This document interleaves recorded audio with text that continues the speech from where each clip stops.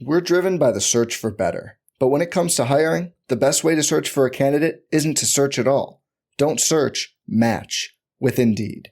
Indeed is your matching and hiring platform with over 350 million global monthly visitors, according to Indeed data, and a matching engine that helps you find quality candidates fast. Leveraging over 140 million qualifications and preferences every day, Indeed's matching engine is constantly learning from your preferences. Join more than 3.5 million businesses worldwide that use Indeed to hire great talent fast. And listeners of this show will get a $75 sponsored job credit to get your jobs more visibility at Indeed.com/Blue Wire. Just go to Indeed.com/Blue Wire right now and support our show by saying you heard about Indeed on this podcast. Indeed.com/Blue Wire. Terms and conditions apply. Need to hire? You need Indeed.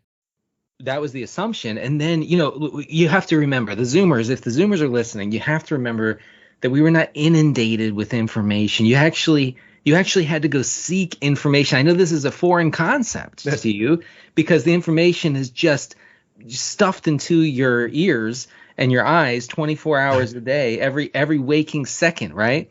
But back then you actually had to go seek it. And I used to have to go watch dial-up speed press conferences with Dave Wannstedt and Dolphins players.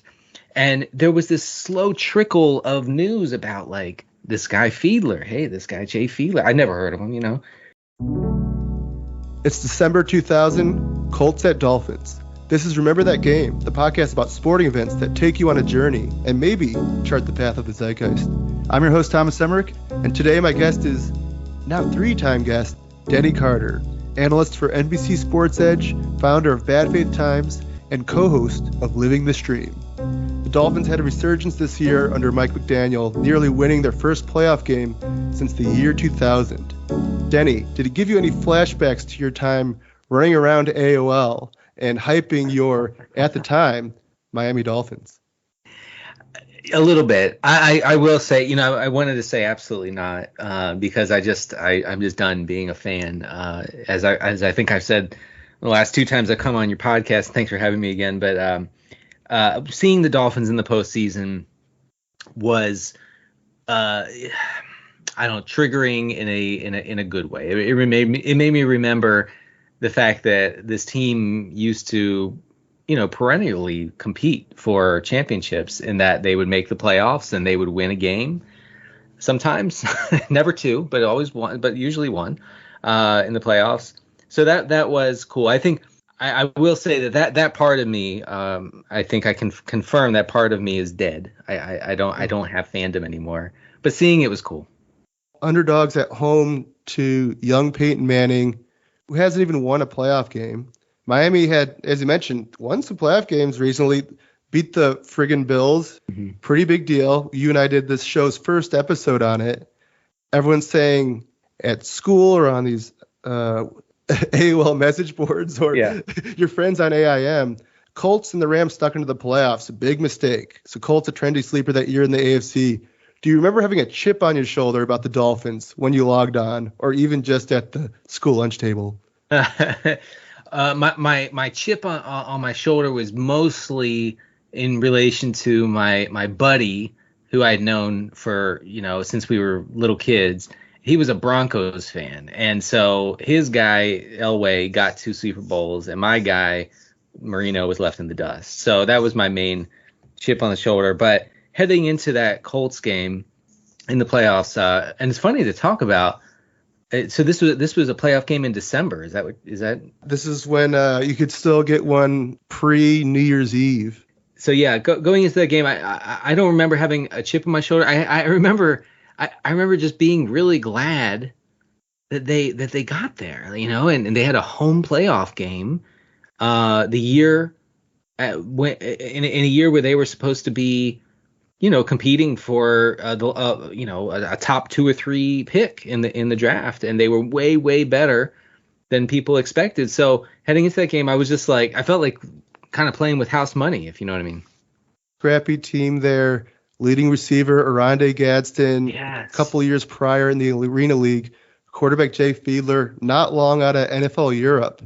Dolphins, I think they're 60-1 Super Bowl odds that year, 7.5 over under. Meanwhile, Colts went in as one of the top few favorites, 10-1, would be 1.5 point favorites in this game on the road. Even though these teams had split the regular season the past couple years, Dolphins won at Indianapolis a month prior with Damon Heward. Today they would have Jay Fiedler. Really? How much did you talk yourself into having a shot at this game? Yeah. Before I address that, can I backtrack a little bit about this team? So, if I remember correctly, heading into that season, like in July and August, it was Heward's team, and the reins had been handed over, and it was Heward's season. Okay. We didn't say that back then, but that basically that was the sense, is that Marino's gone. Now it's Heward. They've been setting this up. Heward actually started, I think, a game or two the year before when Marino was ailing and did well. So that was the assumption. And then, you have to remember the Zoomers. If the Zoomers are listening, you have to remember that we were not inundated with information. You actually had to go seek information. I know this is a foreign concept to you because the information is just stuffed into your ears and your eyes 24 hours a day, every waking second, right? But back then you actually had to go seek it. And I used to have to go watch dial-up speed press conferences with Dave Wannstedt and Dolphins players. And there was this slow trickle of news about, like, this guy Fiedler. Hey, this guy Jay Fiedler. I never heard of him. He's outplaying Heward. By leaps and bounds. He's going to be the starter. And then Fiedler tears up the preseason. Okay, I think he throws like 3 touchdowns in one game. People are going crazy for Fiedler. So we come into the season and Fiedler's the starter, and this was shocking. Okay, it was really shocking. It was like, oh my God, we're really doing this. And importantly, Fiedler got the Marino vote of confidence. Marino came out to the media and said, never heard of Heward. We're going with Fiedler. Endorsement. Yeah, huge endorsement. And so once Marino said that about Fiedler, we were in. Dolphins say, okay, all right, let's do it. This guy's got to be good. He wasn't good, but he was scrappy. And they kind of cut down the field so that who he was. He was Taylor Heineke. That's who Fiedler was. Not a strong arm, but he got the job done, and he had that dog in him. Okay, you have to give it to him. And then Oronde Gadsden was a big, slow wide receiver who won a lot of contested catches. And I may have mentioned this on a previous pod with you, Thomas, but I just want to say one more time. The Gadsden email. I emailed Oronde Gadsden one time to tell him that he didn't do well in some game where he dropped a touchdown. And he emailed me back, and he said, thank you for your support. So I am eternally embarrassed over that exchange. Owned online at the inception of the internet. That's pretty special. But not since. And you want to know something that made me old? When I was dabbling with college football DFS this past fall. And you know who I was playing? I was playing Oronde Gadsden Jr. Oh, my gosh. From Syracuse. It's crazy. All-time great NFL name. I'm glad it's coming back through in college DFS. I remember there's one quote where he was learning from Marino's like latter years, right when Gadsden got there. And there was this oral history I read about the Dolphins at the start of the Wannstedt era about like, hey, what advice did Marino give you? And he said, and Gadsden said, Marino gave me some advice to never buy jet skis. And I never forgot that. Or anything on the water, just rent it. That's funny. Apparently it's a rookie move down in Florida to buy jet skis. You have to maintain them. And yeah, there's this whole long quote. Gadsden went into how Marino said how much of a pain in the ass it is. Yeah. And that was like his big piece of advice he took from Marino, who helped Gadsden go from AFL player to leading receiver of the Dolphins. He didn't buy those damn wave runners. You got up with that. These are South Florida hacks, apparently. So speaking of South Florida, Fiedler didn't fare well early in the game. Mm-hmm. It was riding on Lamar Smith, on pace for like 300 yards almost at the end of the first quarter. There's one stretch where Fiedler throws 3 picks in a span of 4 passes. Stuart Scott, who is going through the highlight package, pick to Chad Bratsky, defensive end, floated 2 picks to safety Chad Cota. Stuart Scott goes, a lot of hanging Chads. Man. Too soon, both in December 2000 and today. Do you remember being cognizant of that backdrop of the South Florida 2000 election hanging Chads? Or was that back then politics way more in the background than it is today? Yeah, big time. I was 17, so I didn't vote in that election, but Rage Against the Machine had told me that both candidates were the same. And that good and bad things are the same. So I actually did trust Rage Against the Machine and say, who cares? Who cares, man? It's all the same, man. And basically, I would ask my bus driver every day, because I didn't yet have a car, and I would get on the bus. No, I was 16 at this time. I would get on the bus and I would go, do we have a president yet? And he'd go, nope. And that's what we did every day for I don't even know, 40 days or more after that election, until the Supreme Court decided to step in and name a president. So no, I wasn't aware, but that phrase was everywhere. That phrase, you couldn't escape that phrase. Hanging Chads everywhere. Yeah. And of course, naturally a few weeks later, 3 interceptions, 2 Chads, and at the end of the first quarter, early second. Colts missed some opportunities, dropped touchdown, but eventually Peyton Manning finds Paython back of the end zone, gets all-pro Sam Madison looking in the backfield to get the 2-point conversion. Dolphins down 14-0. Miami radio broadcast is saying, like, what is he doing about Jay Fiedler? Dolphins then run the ball 8 straight times after that. And the announcers elated, like, oh, they handcuffed Fiedler. They wanted Fiedler out of the game. Do you remember thinking, hey, it's Heward season again?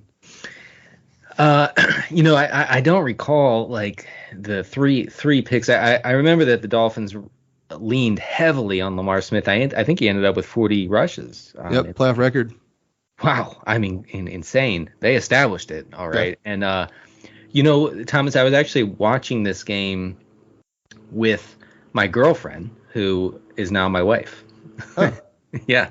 And we had only been dating for, I don't know, 2 months at that point. So I was watching this game it was on a Saturday, I believe. And I was trying to stay cool. Yeah. I was trying to be cool. I didn't want to freak out in front of her. And also, just like years ago when we talked about the Jaguars beating up on Marino in his final game in the playoffs, the discovery of girls made football slightly less important to me. Yeah. And so I wasn't going to have a mental breakdown over this loss if it came to that. So I was trying to be cool, but I do remember panicking a little bit and thinking, like, the Colts are not even playing well, and we should be in this game. So let's do something. Let's just not play this terribly, and we have a shot at this. And honestly, Peyton Manning was the anointed one at the time. It felt like just a matter of time until he was the next Marino. And so, like I said, it felt like playing with house money. Like, if we can beat this guy in the playoffs, that'd be awesome. And if we lose to him, we were supposed to lose. Like, it's this kid Peyton Manning. It's the one that we've been told for years and years before he even entered the league that he's going to be the greatest quarterback of all time. So, what can you do? You have Jay Fiedler. The Marino era to the Fiedler-Wannstedt era. Yeah. You have this anointed quarterback across the line of scrimmage. The Dolphins had been executed in the divisional round each of the past couple seasons, 62-7 against Jacksonville and then 38-3 against Denver. That and this house money feeling just give you that like underdog scrappy mindset where like Peyton and passing is the future, but establishing is still here, baby. Yeah. I was a tough guy back then. I said give it to Lamar Smith. We went 3 yards in a cloud of dust every time. We did not want Fiedler airing it out here. I mean, that was the sense. And then later on with Ricky Williams in the backfield with Jay Fiedler, it was just like, give it to Ricky, man. Come on, what are you doing? And like I said, I mean, he was Taylor Heineke, Fiedler was, and like as you know, Heineke has basically no skill set outside of like raw pure determination. And that's good, but that'll only take you so far. So yeah, I guess you're right. I do recall being like just keep the ball away from him, like do whatever it takes. I would have to say I was still back then at 16. I was still an advocate for going for it on fourth down. Like I still hated punting, but my dad always told me, you got to punt. You have no choice. It's 4th and inches from the 50. You got to punt, son. That's what we do. That's what football teams do. In that regard, actually, in this game, Wannstedt first drive goes for it on 4th down at the edge of field goal range, 4th and long, or maybe it was about like 7, maybe mid range. Fiedler looks for McDuffie, broken up Colts linebacker Mike Peterson, known as like one of maybe the fastest linebacker in the league at that point. Colts had like concentration for touches with when you watch Edgerrin James carry a ball, then you watch Lamar Smith carry a ball. Peyton Manning connect with Marvin Harrison, and then you see the Dolphins offense is struggling to get over 200 yards passing. Colts are building this speed defense, a little smaller but speedy to play down, get turnovers with the lead. A nice DFS team to target if it was around back then. Yeah. At the time, did it feel like the Colts are the type of team that are actually calling out to my sensibilities? Yes, actually, I ended up being definitely being on the Colts side of the future Colts-Patriots rivalry. And the Colts would get their asses handed to them over and over and over by Bill Belichick and the Patriots. Because, look, only one team in that rivalry was willing to cheat, and it was the Patriots. And if you're not cheating, you're not trying. I do believe that. And the Colts were a very straight-laced team led by a straight-laced quarterback who was never going to break the rules in any regard. And the Patriots were and are today the evil empire, and they would do what it took. So yeah, I did have some sympathy for Peyton Manning and those Colts. The Dolphins able to calm Fiedler down a bit. They get in field goal range right before the half. Olindo Mare misses the kick. Down 14-0 going into halftime. During halftime, you're able to keep it together more than prior to the female touch being in your life. Yeah. Are you thinking we have a shot at getting back into this, running the ball, not unlike the Chargers did against the Dolphins? In the last episode we did, 94 Chargers Dolphins divisional. Feeding Natron means getting back in the game. Do you think Dolphins got a shot at this? No. I remember thinking like just being like, well, it was a good run. We got a home playoff game in a year where we were supposed to be among the 3 to 5 worst teams in the NFL. So good job, Dolphins. We did it again. We got to the playoffs and we lost, as we always do. As Hootie and the Blowfish said, Dolphins make me cry. I wasn't going to cry in front of my girlfriend, but yeah, I mean, it was it felt like the end. And I have to say, Olindo Mare drove me nuts because here's a guy who had a huge leg, okay, could kick the shit out of the ball. Sorry to the kids, but he insisted on this strange kicking style where he would go straight. He wouldn't come at the ball from the side. He would go straight on. He would just take 2.5 steps back and just go straight at it. And so he's a right-footed kicker. He had to cut across the ball. He had to, unless he was going to kick it with his toe, right? Okay. So he had to cut across the ball. So basically, he was hitting the golf equivalent of a controlled slice, where the ball had to start outside the left upright and cut in. Do you know how difficult that is to watch as an NFL fan? to have to see a ball start outside the post, the left post, and just pray to God that it cuts the other way, and it'll just sneak in, or if it has too much cut, it'll just barely get in on the right side. I mean, I never understand. I can't believe no one of the Dolphins was like, enough of this, Alindo. Kick it like a regular kicker. Basically dropping everyone's heart into their stomach. Yeah. Each time that goes up to the right side of the upright. Yeah. I hated it. But the thing is, like, he was one of the few kickers at the time who would consistently get attempts from, 55, 58 yards out. Like, I mean, he kicked it. Like, he boomed it sometimes. Yeah. I remember in Denver one time, I think he hit a 60-yarder and it was the biggest deal ever. But oh my God, he drove me nuts. I actually couldn't even look. I just had to. I remember like looking at my feet while Mari kicked and just listening. I'm like, oh, okay, please go in. On the other side, you have Mike Vanderjagt, who will come up later in this game. Kind of swirling wins that day, and he ends up kicking a 50-yarder. The prologue to his career is interesting. You end up getting later in the liquored up kicker stuff. Peyton Manning's comment there, because I think Vanderjagt said something to someone that was interesting. But at this point, Vanderjagt had hit 54 of his past 57 field goals, and if he had hit the minimum threshold, he would have been the most accurate kicker of all time. Oh. Do you remember your view of Vanderjagt or Mari being like among the league's best kickers, and how did watching them kind of make an imprint on you as you later on do kicker fantasy? Yeah, I definitely wasn't a kicker or truther at the time, but I do remember being really jealous of Vanderjagt because he didn't do that stupid Mari thing where he like hits a slice on everyone, and I know his career ended ingloriously.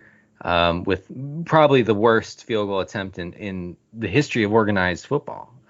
It was 40 yards right against the Steelers in the playoffs. But at the time, Vanderjagt was Justin Tucker at the time. I mean, he was nails. He was an athlete, which was rare now. Okay, late 90s, early 2000s. You still had kickers looking like dads. Okay, Al Del Greco, who clearly has never exercised in his life, was the prototypical kicker. Okay. And then Vanderjagt comes out there. He's wearing the big shoulder pads. He, broad shoulders, strong legs. Like he looks like cut up in a way. And you're like, who is this guy? Was this a linebacker? Oh wait, it's a kicker. So that was a weird thing. You're used to just having these non-athletic kickers, and Vanderjagt was the exception. Trajectory upward for Vanderjagt going into this game. A little bumpy after, including something we'll get into shortly here. Dolphins establish in the third quarter. Lamar Smith carries it into the end zone, 2-yard touchdown, 14-7 game going into the fourth. Eventually 14-10. Dolphins get within 4. It felt like a snake-bitten sort of day for Peyton Manning. They couldn't get Marvin Harrison free. I think it was shadowed by Patrick Surtain. He had those really good defenses there with the Dolphins back in the day. Jason Taylor, Trace Armstrong, All-Pros, Sam Addison, All-Pro, young Pat Surtain. As you get in the mid-fourth quarter and all of a sudden Dolphins are down 4, are you like, all right, our defense has us in it again? The defense was good, and that's the Dolphins were a boring team that year. Like they definitely weren't flashy by any means, and they tried to keep games ugly and close, and try to grind it out in the end, as you would imagine with a team that has Jay Fiedler as their starting quarterback. So yeah, I mean that I can't say that I remember having that thought, but I do remember being confident in the Miami defense that season in a way that I had not. We're driven by the search for better, but when it comes to hiring, the best way to search for a candidate isn't to search at all. Don't search, match with Indeed.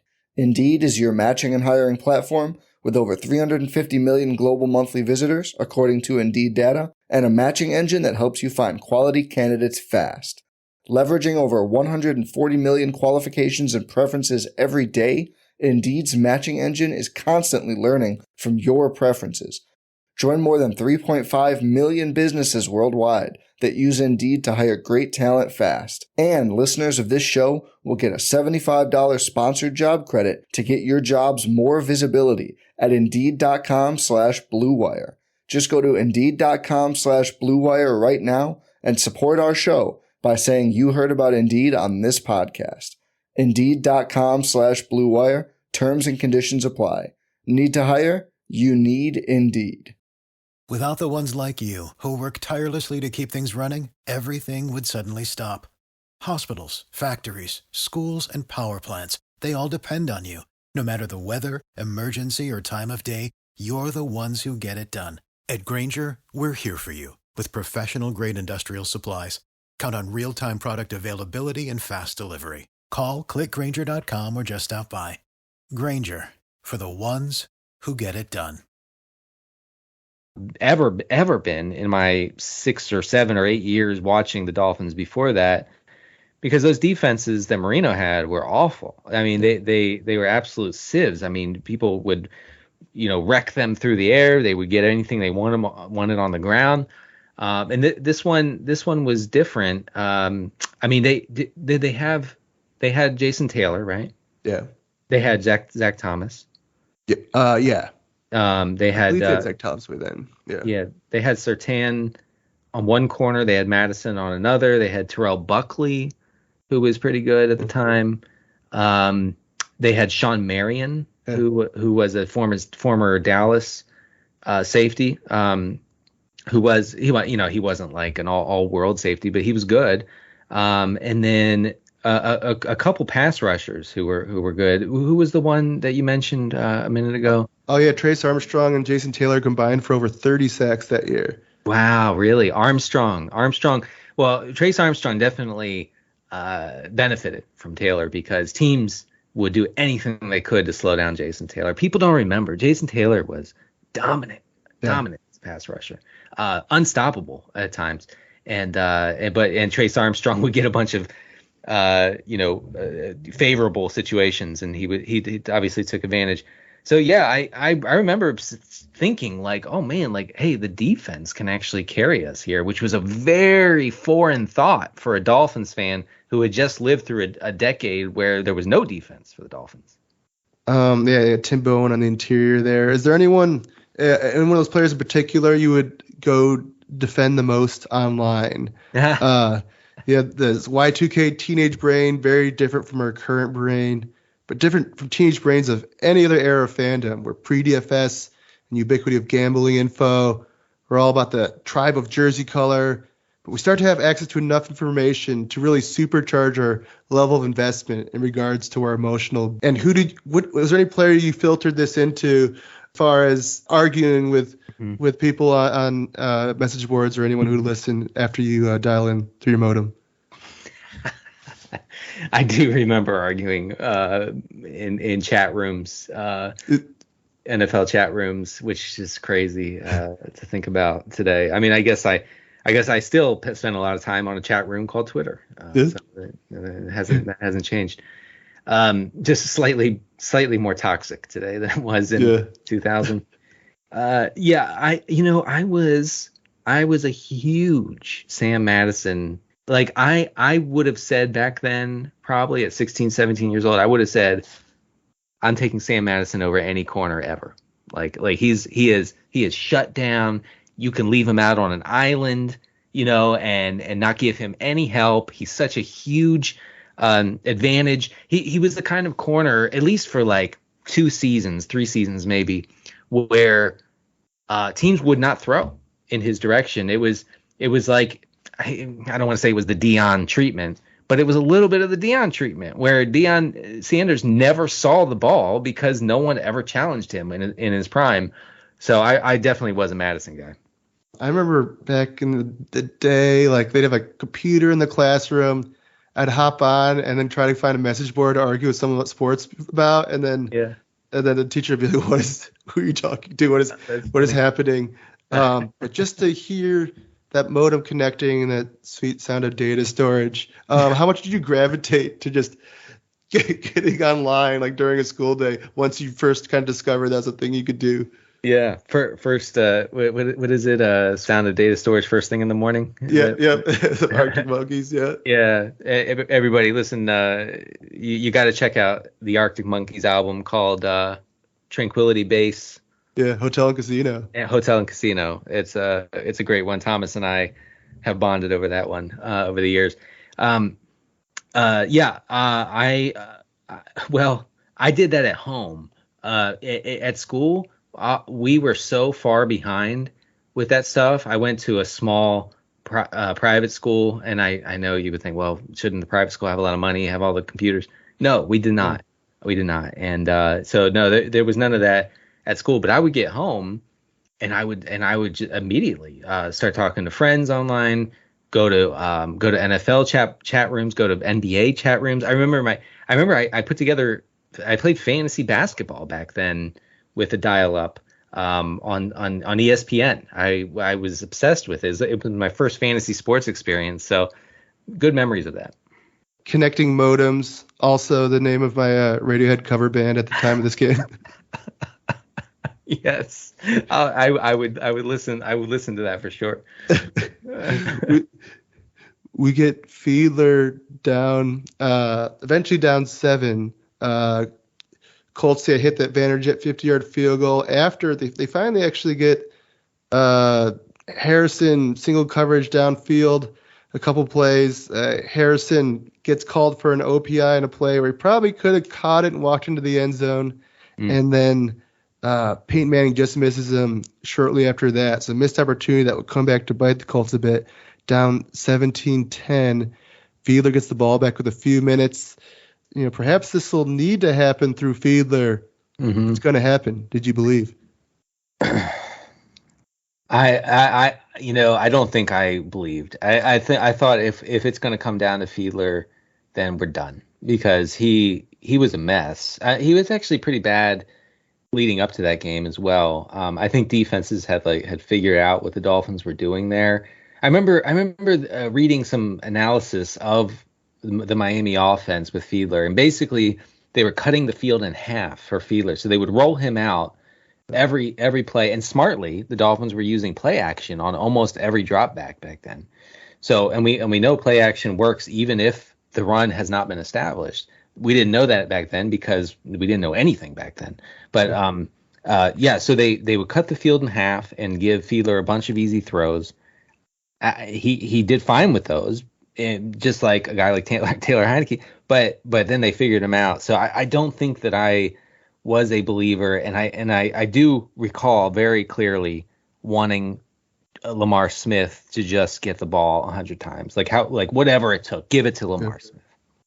Jay Fiedler playing with a torn rotator cuff in his left shoulder, really picking up first downs on QB sneak or scrambles. Finally connecting with O.J. McDuffie, who had kind of taken a back seat by that point in the offense, but reemerges for 3 huge catches on the final drive. Eventually, touchdown to Jed Weaver, tight end, to tie it up. So, trivia question. What would Chris Berman, who wasn't on ABC duty that day, so no Dolphins highlight package for him, but for other games where Chris Berman did a highlight package on NFL Primetime, what do you think he would call Jed Weaver? Oh, I know this. I don't even have to think about it. It was Dreamweaver, baby. Yep. Jeff Dreamweaver. Watching old NFL Primetimes, I could be entertained at any moment if Berman or Stu Scott are there, because they're just launching it from the logo. So the game goes to overtime. Dolphins punt rather quickly. Colts drive down, have a 3rd and 12. Manning hits Harrison to make it 4th and short, and they can try a 49-yard field goal. Vanderjagt had just hit a 50-yarder, or they can accept the offsides, 3rd and 7. Jim Mora, who was the winningest coach to have never won a playoff game, elects to kick with Vanderjagt. Would you have done the same? So it was a 49-yard attempt on 4th and what? Yeah, so you could accept the offsides and get a 3rd and 7, or you can decline, have 4th and 1, and then go for it or kick from 49 yards with Vanderjagt. Oh, well, if you're serious about winning, you go for 4th and 1. Like, come on, that's yeah. I mean, you basically Jim Mora seemed like a nice guy. Jim Mora was obsessed with not losing. Like, he never actually tried to win. He just always tried not to lose, and that's a great example. Stu Scott in NFL Primetime says, yeah, if Mora accepted it, he had one more play. Instead, he looked at Mike Vanderjagt. Mike said, I can hit it. Missed it bad. And it went 40 yards off to the right, reminiscent of what we'd see later with that Really? yeah, I don't know if it's as far to the right, but it kind of looks like a carbon copy. Right. Sliced it. Right. Well, it's the one, though, I don't remember the one against the Dolphins. I know that he missed it, but the one against the Steelers in that memorable playoff game, it was what we would call in golf a push slice. So it starts right and then it keeps fading right. So it was like the worst possible kick. Yeah. Dolphins get the ball back. Lamar Smith gets cooking again on his way to 200 plus yards. Arondi Gadsden gets them a first down inside the 30. Dolphins are well within field goal range. The Stu Scott highlight. Smith says, Lindo, we won't need ya. Drags the Colts defense into the end zone, topping 200 yards, an NFL playoff record 40 carries. So this is the Saturday early game. Yeah. How have we established the tone for the rest of your weekend and over your next week? Oh, I remember feeling just ecstatic, like, oh man, like we're better than we were with Marino, guys. Like we finally got over the hump. We're gonna win this. We're gonna win this whole thing now. And again, it was house money. Like, who did the Dolphins play the next week? Do you know that? They played Oakland. They went to Oakland. And Rich Gannon and the Raiders. Lucky, right? It did not go well. 27-0. Yeah, man. Well, that's the thing. In my life as a Dolphins fan, I learned the hard way that the first round of the playoffs can go well. The second round of the playoffs cannot go well. In fact, it will be a humiliation unlike anything you've ever seen. And that's exactly what happened again. Well, talk about that play to end the game, though. Do you have that in front of you about how long the run was for Lamar Smith? Yeah, I think it was. I remember the Colts had a lot of guys at the line of scrimmage trying to stop the run. Lamar Smith broke through the line, and there was basically no one there to get him after he got through the line, and it was about a 40-yard run. Is that right? Oh, actually, so Smith had picked up a couple chunks that drive, but the one where he carried that last defender in was a 17-yard rush. That's it? Oh man. Yeah. I remember that differently. Yeah, and the crowd went ballistic. I mean, that was a very exciting moment. Yeah. Yeah, and I think he was a lot, I think he was actually carrying a defender for a few yards, which made it. And his 40 time I think was like 4.67, so like it probably seemed longer, but he was just more of a kind of shed tackles and carry guys downhill kind of runner. He was a grinder. Was a grinder. Okay, I totally misremembered that, but I remember thinking. Like, again, I'm watching it with my girlfriend, and I'm thinking, I cannot deal with an Olindo Mare miss. It was overtime, right? It was yeah. Okay, so we got to overtime after being down big in the first half, and you're telling me that this is going to come down to Mare missing another critical field goal because he missed. He had a penchant for that, and so I'm like, how am I going to deal with this with my girlfriend here?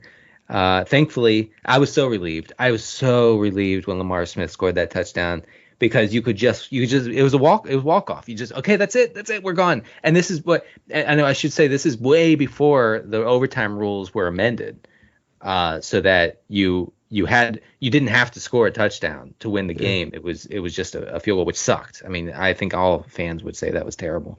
But I remember desperately not wanting it to come down to a field goal. And you have that iconic moment. Wannstedt in the post-game locker room. We win around here by playing special teams, playing great defense, and running the ball. And then he hops on Lamar Smith's back, who per an oral history of the Dolphins I read, would then go to the hospital for dehydration. Yeah. That would be the last playoff win heading into today. Good. Danny, did you have any inkling it would be this way? Wow. That is remarkable. You're telling me that they haven't won one since. That's 2 decades of futility. Wow, man. That's down bad. That's down horrifically. No, I would have never thought it was. The Dolphins had such a proud tradition of being, not a great team, but at least a good team for such a long time. And I guess I just assumed that would carry on. The Bill Parcells years were a disaster. Trying to think of that. The coach that they had with Ronnie Brown and Ricky, I can't remember his name. He actually passed away, I think, a few years ago. But Sperano. Sperano was I feel like he was close to breaking through and finally getting that team over the hump. But 20 plus years. No wonder Dolphins fans are so sensitive, man. Every time I say anything about Tua online, you would think these people are related to Tua. They're best friends with Tua. You can say Tua is not the best quarterback, but he fits really well in that system. And as a former Dolphins fan, I'm not going to bang on the Dolphins fans, but I will say you gotta ease up a little bit. The playoff losses are just a lot to swallow over the years. They score 3 points against the Broncos in 98, 99. They scored 7 against the Jags. 2000, they're going to go to Oakland, get shut out. A few years later, they score 3 against the Ravens. Yes. Terrible, horrible game. Honestly, one of the most gut-wrenching losses that I've ever experienced. And you know what, Thomas? They scored those 3 points in the first possession and did not score again. They didn't even they didn't even breach the 50-yard line after that. Oh, yeah. That was Fiedler and Wannstedt. Wannstedt would be gone in a few years, but they had a winning record, but they would get to the wild card, or they finish 9-7, miss the playoffs. What happened to your Dolphins fandom over the Wannstedt years, or how did that evolve in the 2000s? I was a Wannstedt guy. I believed in him, and I thought that he was actually a better head coach for Miami than Jimmy Johnson was, because Wannstedt was willing to do things a little differently, to be flexible, whereas Jimmy Johnson was we're just going to do what we did in Dallas. But they didn't have the kind of personnel that they had with the Cowboys in the early 90s. So you couldn't do that. You just couldn't do that. And also Jimmy Johnson and Marino were a terrible mix. Terrible. You couldn't say that back then, but it was very clear from the get-go. I remember thinking Wannstedt was going to be there for a long time, but I guess, what was it, 2004 or 5 when they parted ways with him, and that was that. And then the Dolphins have been in the wilderness ever since.